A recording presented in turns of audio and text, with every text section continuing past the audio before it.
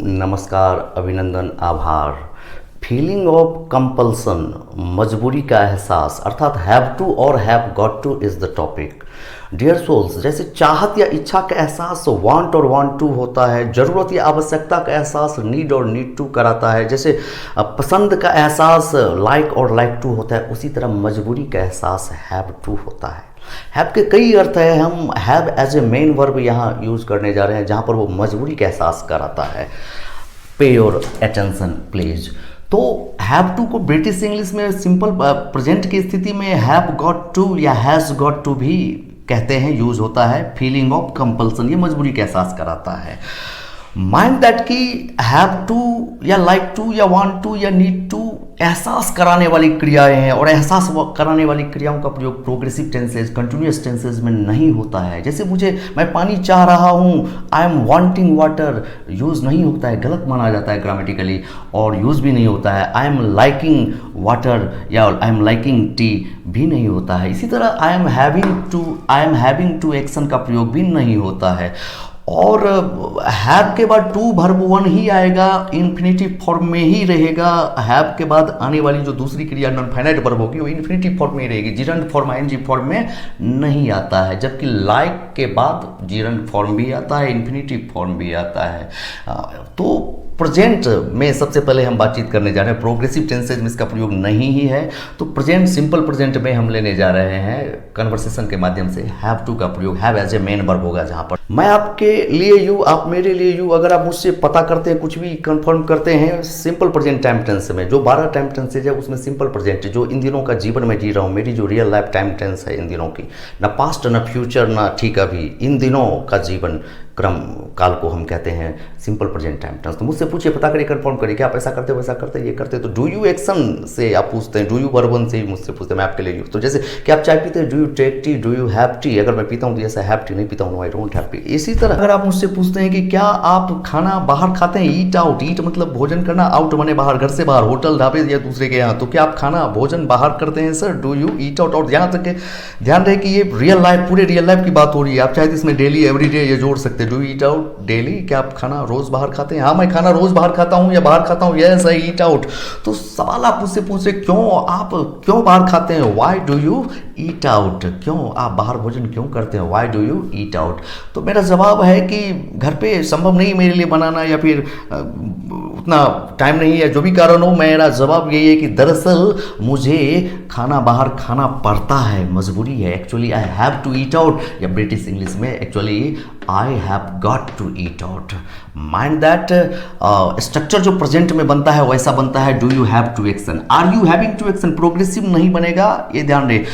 अगर वो स्थिति बन रही हो तो भी प्रेजेंट में रखना है उसको। तो do you have to action, yes I have to action, no I don't have to action. तो जैसे एक एक्शन मैंने लिया यहाँ पर, wash your clothes yourself या ऑन योर ओन। वॉश मतलब धोना, क्या आप अपने कपड़े खुद धोते हैं, तो do you wash your clothes your self. लेकिन जब आप पूछते हैं कि आपको अपने कपड़े खुद धोना ही पड़ता है, ध्यान रहे मजबूरी का एहसास होना चाहिए। अगर मजबूरी का एहसास ना हो तो कुछ हिंदी ऐसी भी होती है जहाँ पर is to, am to, are to verb one, या फिर is am are going to verb one का प्रयोग भी देखने को मिलता है, जिस पर हम आगे वीडियो देंगे। अभी आपको इतना ध्यान रखना है कि मजबूरी का एहसास होना चाहिए। क्या आपको अपने कपड़े खुद धोने ही पड़ते हैं, कोई ऑप्शन नहीं है। और तो डू यू हैव टू, और इस एक्शन के बदले आपको रख देना है ये second action to verb one के रूप में, तो to wash your clothes yourself. हाँ मुझे अपने कपड़े खुद धोने ही होते हैं, धोने ही पड़ते हैं, तो yes I have to wash my clothes myself. अगर नहीं तो no I don't have to wash my clothes myself. इसी तरह आपसे अगर मैं पूछूं कि क्या आपको डू द चॉर्स, घर के कार्य को, डोमेस्टिक वर्क जिसे आप कहते हैं उसी को हम चॉर्स कहते हैं, CHORES। डू द चॉर्स, क्या आपको घरेलू कार्य करने ही पड़ते हैं, do you have to do the chores, हाँ करने ही पड़ते हैं, yes I have to do the chores, नहीं करने पड़ते हैं, मजबूरी नहीं है, no I don't have to do the chores. इसी तरह अगर सामने वाले से तीसरे किसी एक व्यक्ति के बारे में पूछते हैं, जैसे राम के बारे में, आपके भाई राम के बारे में पूछ रहा हूँ, राम को मैं रोज देखता हूँ बाहर खाना खाता है, क्या वजह क्या है, क्या राम को बाहर खाना ही पड़ता है, कोई ऑप्शन नहीं, घर में उसको भोजन नहीं मिल सकता है क्या, does Ram have to eat out, हाँ उसे बाहर खाना ही होता है, टाइम नहीं होता है उसके पास, या ये दिक्कत है या वो दिक्कत है, yes he has to eat out, has to में बदल जाएगा, वर्ब का फिफ्थ फॉर्म की लेना होता है यहाँ पर सिंगुलर फॉर्म, तो yes he has to eat out, नहीं तो no he doesn't have to eat out, ऐसा आप कह सकते हैं। इसी तरह जब हम थर्ड पर्सन प्लूरल नंबर हो तो फिर दे हैव टू एक्शन बन जाता है। और पास्ट में जब हम जाते हैं तो अगली वर्ब डिड लेना है सिंपल पास्ट के लिए, बीते हुए टाइम में क्या आपने ऐसा किया, वैसा किया, ये किया, वो किया। कल आप ऑन फुट पैर पे चल के पैदल गए थे office sir? Did you action him ले रहे, did you verb one, did you go to office on foot? Not by bus, not by train. Did you go to office on foot? हाँ मैं कल ऑफिस पैदल गया था। Yes I went to office on foot yesterday. क्यों गए थे आप पैदल? Why did you go to office on foot? दरअसल मुझे ऑफिस पैदल जाना पड़ा था। Actually I had to go to office on foot, यानी इस ऑफिस जाना अनिवार्य था और साधन नहीं थे या गड़बड़ थे, और इस तरह से actually I had to go to office on foot. बीते हुए टाइम का यही स्ट्रक्चर है। Did you have to action अगर मजबूरी के एहसास का होगा तो कंफर्म करने के लिए इंट्रोगेटिव सेंटेंस डिड यू, यानी did plus subject plus verb one के रूप में हैव, और दूसरा वर्ब वन टू इन्फिनिटिव के रूप में to verb one. Did you have to action? Yes I had to verb one, no I didn't have to action. तो इस तरह से जैसे कल आपको एक कार हायर करना पड़ा था, भाड़े पे लेना पड़ा था, तो क्या आप इंतजार नहीं कर सकते थे? तो हायर ए कार, क्या आपको कल एक कार हायर करना पड़ा था? मजबूरी बन गया था हायर करना, कोई ऑप्शन नहीं था, या दूसरी गाड़ी आसपास नहीं थी, या घर के गाड़ी उस समय पर नहीं थी। तो did you have to action से हम पूछेंगे did you have to hire a car?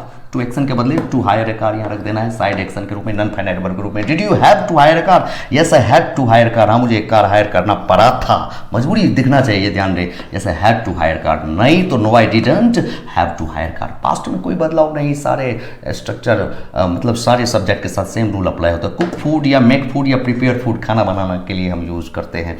कि आपको कल खाना बनाना ही पड़ा था, वैसे आप बनाते नहीं, लेकिन कल आपको बनाना आप बनाए, और वहाँ पर शायद ऑप्शन नहीं था, भूखा रह जाते नहीं बनाते तो did you have to cook food yesterday?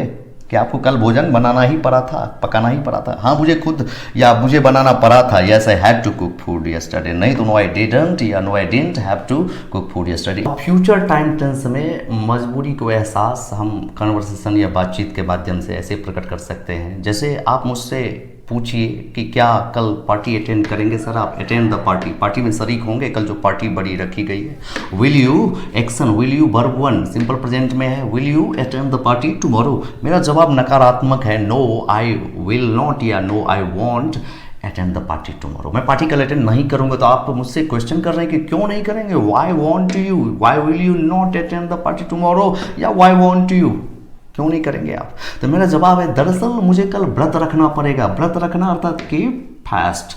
तो actually I will have to keep fast tomorrow. ध्यान रहे हैव टू, यहाँ पर हैव ही मेन वर्ब है। तो स्ट्रक्चर ऐसा बनता है, will you have to action? Yes I will have to action, no I will not have to action. तो क्या आपको कल व्रत रखना ही होगा? Will you have to keep fast, इस सेक्शन के बदले रख दें टू कीप फास्ट। तो will you have to keep fast tomorrow sir? हाँ मुझे कल व्रत रखना ही पड़ेगा। तो yes I will have to keep fast tomorrow, नहीं तो no I won't have to keep fast tomorrow. या मैं संभावना में भी जवाब दे सकता हूँ कि मैं अभी सुनिश्चित नहीं हूँ, पक्का नहीं हूँ फ्यूचर को लेकर कि कल मुझे व्रत रखना पड़ेगा या नहीं रखना पड़ेगा। रखना पड़ भी सकता है। तो ज़्यादा संभावना हो रखने की, 50% से 100% के बीच में संभावना हो तो मे हैव टू एक्शन लेना होगा।